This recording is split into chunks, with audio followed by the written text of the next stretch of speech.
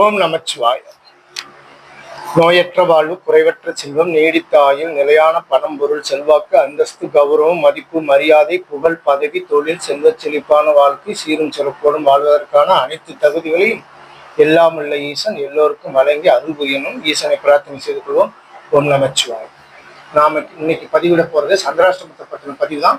புரட்டாசி மாதத்தில் வரக்கூடிய 2025 புரட்டாசி மாதத்தில் வரக்கூடிய மிருகசீரிஷம் நட்சத்திரத்துக்கான சந்திராஷ்டம பதிவாக சொல்ல போறது அப்படிங்கிறப்போ, அதாவது 30/9/2025 நள்ளிரவு 1:43 முதல், அதாவது அதை கணக்குப்படி பார்த்தீங்கன்னா 1/10, அதாவது அக்டோபர் மாதத்திற்கு 1/10/2025 1:43 AM முதல் 1/10/2025 காலை 8:07 AM வரை மிருகசீரிஷம் 1ஆம் பாதம் சந்திராஷ்டமம்.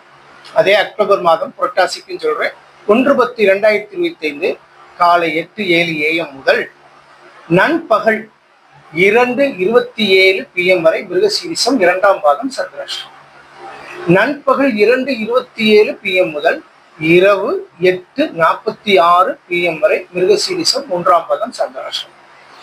இரவு 8:46 PM முதல் 2:10/2020, அதாவது 1/10/2025க்கு பின் இரவாகவும் 2:10/2025க்கு 3:01 AM வரை மிருகசீரிஷம் 4ஆம் பாதம் சந்திராஷ்டமம். இந்த சந்திராஷ்டம காலம் அப்படிங்கிறது மிருகசீரிஷம் நட்சத்திரம் இருக்கக்கூடியது அப்படிங்கிறப்ப பார்த்தீங்கன்னாக்கா ரிஷபராசியில் 1-2 பாதங்களும் மிதுன ராசியில் 3-4 பாதங்களுமாக இருக்கும்.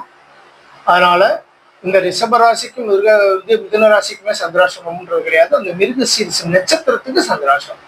அந்த நட்சத்திரத்துக்கு ஒரு நாள் முழுக்க சந்திராஷ்டமம் அப்படிங்கிறதும் கிடையாது. அந்த நட்சத்திர பாதங்களுக்கான ஒவ்வொரு பாதங்களுக்கான நேரங்களாக பிரித்து சொல்லக்கூடிய காலங்கள் தான் சந்திராஷ்டமம். அந்த காலங்கள்ல மட்டும் நீங்க செய்ய வேண்டிய சுப நிகழ்வுகளை தவிர்த்து அதன் பிறகு வரக்கூடிய காலங்கள்ல உங்களுடைய நிகழ்வுகளை சுப நிகழ்வுகள் செய்துக்கிறது மிகுந்த உத்தமம் அப்படிங்கிறதுக்காக தான் இந்த பதிவு சொல்றோம்.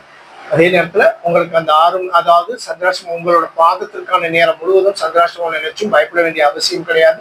உங்களுக்கான சந்திராஷ்டமம் உங்களோட ராசியில் சந்திரன் நிற்கக்கூடிய பாகை அளவை பொறுத்து 2 மணி நேரம் தான் இருக்கும். அந்த நேரங்களை தவிர்த்து கூட நீங்க உங்களோட சுப நிகழ்வு செய்துக்கலாம். அதை தேவைப்படுறவங்க என்னோட கைபேசி எனக்கு போட்டு தெரிஞ்சுக்கோங்க. ஓம் நமச்சிவாய. வாழ்க வளமுடன்.